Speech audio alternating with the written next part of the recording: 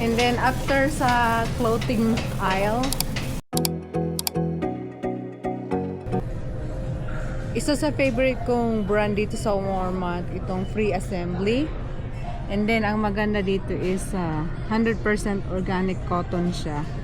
Ang cute. Meron silang pink, white, green, tsaka stripe, and then dark blue, navy blue. For $7, it's not too bad for basic t-shirt. Ito rin, ang cute nito. Cute. $13. $12. And also this one, sweater. And it comes with a skirt. There. That's the price. And this one as well. Cute.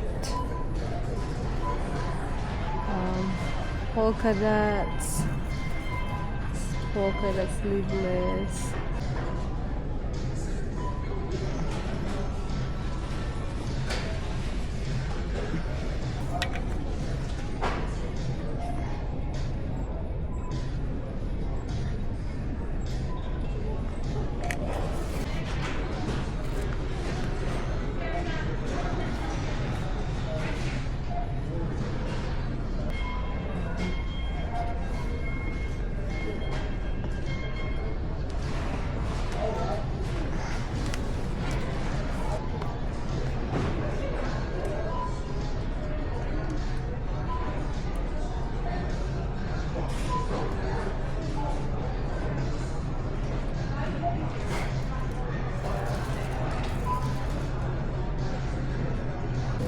And then after sa clothing aisle, punta naman tayo sa grocery side kasi may gusto akong bilihin ngayon.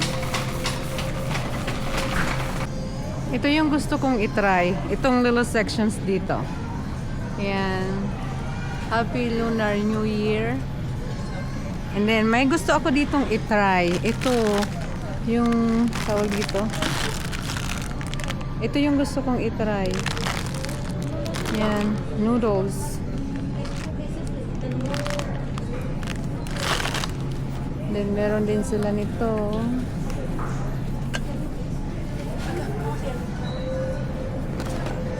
Guava and plum. Yan, guava and plum.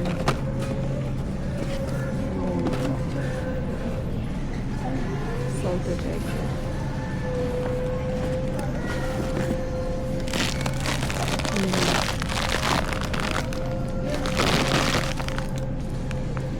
Lucky Candy.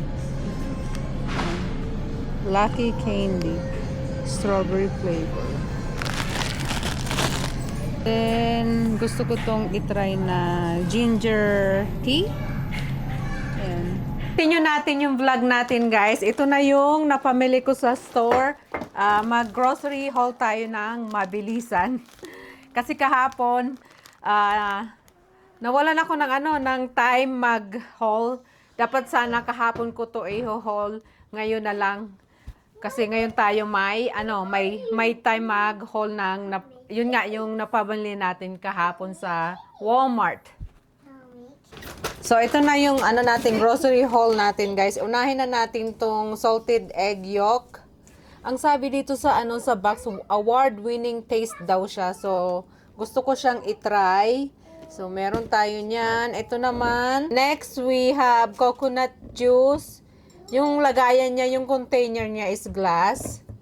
And then, oyster sauce. And then, itong soy milk na drink. Excited ako ditong i-try. And then, meron tayong strawberry flavor na Lucky Candy. And then next, meron tayong rice cracker. And then meron din tayong guava and plum na crackers. So, sana masarap siya. Kasi itong dalawa yung medyo mahal. Nasa $8 something. Tsaka ito, mahal silang dalawa. And then ito, bumili ako ng 4 na piraso ng yellow noodles. Kasi dito sa bahay, gusto namin favorite namin yung yellow noodles. So, ayan, nakikisali si Ayla. 4 yung binili ko nito. And then, yung last, ito, dahil addict tayo sa tea. So, gusto kong itry itong ginger tea nila. Lahat ng product na to, yung iba made from Taiwan. And then, yung iba naman made from Malaysia. So, ayun yung grocery haul natin.